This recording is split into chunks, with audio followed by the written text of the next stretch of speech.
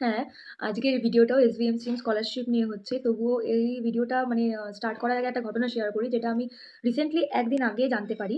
সেটা হলো যে একজন দেখো, আমি তোমাদেরকে এই ভিডিওগুলো, যে প্রিভিয়াস ভিডিওগুলো আমার স্কলারশিপ ভিডিও, সেগুলোতে আমি একমাত্র বানানোর কারণ যাতে তোমরা হেল্পফুল হও। তোমাদের যাতে সমস্ত ডাউটস ক্লিয়ার হয়, এই কারণে। তো আমাকে একজন মেসেজ কমেন্ট করে যে আমি আমার ভিডিওতে যা ইনফরমেশন দিয়েছি সব ভুল।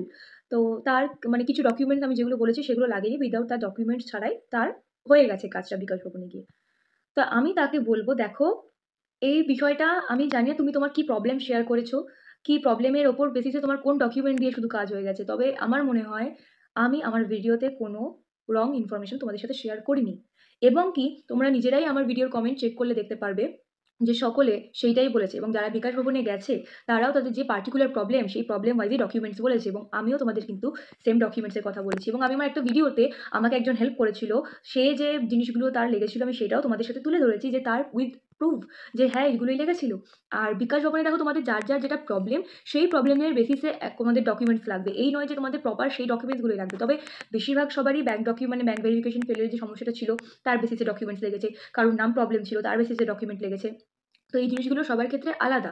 তো আমাকে সেই ব্যক্তি বলে আমি নাকি আমার ভিডিওতে রং ইনফরমেশন দিচ্ছি, এবং তার যে প্রবলেম ছিল সেটা সলভ হয়ে গেছে। তো আমি জিনিসটাকে খুব সেরকমভাবে নিইনি, বাট আমার মনে হলো এই নিয়ে একটা ভিডিও করা দরকার। হয়তো অনেকের মনে হতে পারে, বাট আমাকে অনেকে বলেছে যে আমার ভিডিও দেখে তারা হেল্পফুল।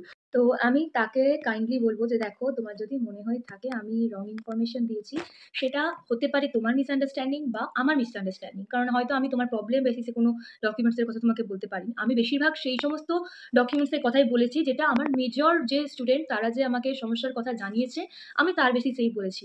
আর তোমার যখন সমস্যা মিটে গেছে তো কংগ্রাচুলেশন তোমাকে, এবং যাদের যাদের সমস্যা মিটে গেছে তাদের সবাইকে কংগ্রাচুলেশন। প্লিজ, যাদের সমস্যা মেটেনি তারা কিন্তু ভেঙে পড়ো না। তোমাদের সমস্যা খুব শীঘ্রই মিটে যাবে, একটু অপেক্ষা করো। আর কাদের কাদের এখনো অবধি এই সমস্যা মেটেনি প্লিজ আমাকে কমেন্টে জানাও, এবং কি কি সমস্যা হচ্ছে এখনো জানাও। আমি তোমাদের হেল্প করার পুরো চেষ্টা করবো। হ্যাঁ, আমি কালকে কোনো ভিডিও আনতে পারিনি, কালকে আমি একটু নিজের ব্যস্ততার কারণে তোমাদের সাথে কোনো ভিডিও শেয়ার করা হয়নি। তবে আমি বলছি, তোমরা কমেন্ট করো, আমি অবশ্যই রিপ্লাই করবো, আমি অবশ্যই রিপ্লাই করি। আর কথাটা হলো যে অনেকে বলছো যে আমি বিকাশ ভবন যেতে পারছি না, একা মেয়ে হয়ে আমি কি করে যাব, আমার বাড়ি অনেক দূরে, আমি কি করে যাব। আমি বুঝতে পারছি অনেকের অনেক প্রবলেম থাকে, আমি এখানে বাড়িতে বসে তোমাদের প্রবলেমকে আমি জাজ করতে পারবো না। তবে আমি বলবো যে দেখো, যতটা হোক এটা তোমাদের তো একটা ফিউচারের ব্যাপার। এইটাকে কিন্তু অবহেলা করো না। কখনো গিয়ে হয়তো এটাই মনে হবে যে একটা জাস্ট আমার নিজের কোনো কারণে বা নিজের কোনো লসের কারণে আমি এই জিনিসটা থেকে বঞ্চিত হলাম। এই জিনিসটা যেন না মনে হয়। দূরে বাড়ি থাকলে প্লিজ আসার চেষ্টা করো বিকাশ ভবনে, বা যদি না আসতে পারো কল করো, প্রচন্ড পরিমাণে কল করো। ডিস্টার্ব করার মতো করে কল করো, যাতে তোমাদের প্রবলেমগুলো তোমরা আলটিমেটলি সলভ করতে পারো। এই হিসাবেই কলটা করো।